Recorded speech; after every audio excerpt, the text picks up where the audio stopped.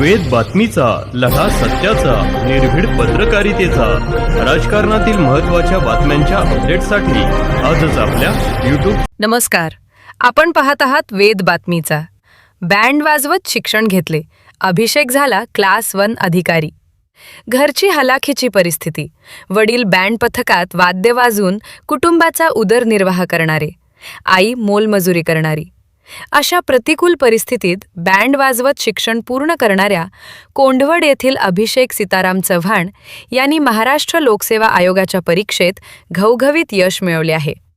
अभिषेकची दुय्यम निबंधक श्रेणी 1 या क्लास 1 पदावर निवड झाली असून अनुसूचित जाती सर्वसाधारण प्रवर्गातून 273.50 गुण मिळवत 6वा क्रमांक पटकावला आहे.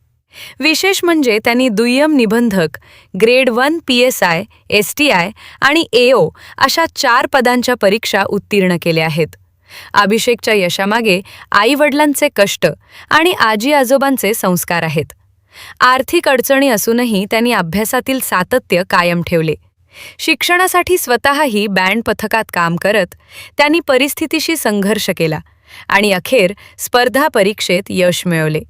अभिषेकच्या यशानंतर कोंढवर गावातून भव्य मिरवणूक काढून त्याचे स्वागत करण्यात आले.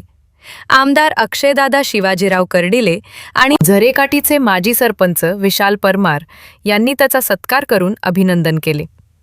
अभिषेकचे यश संपूर्ण राहुरी तालुक्यासाठी अभिमानाचा क्षण असून त्याची संघर्षमय वाटचाल तरुणांसाठी प्रेरणादायी आहे, असे विशाल परमार यांनी सांगितले.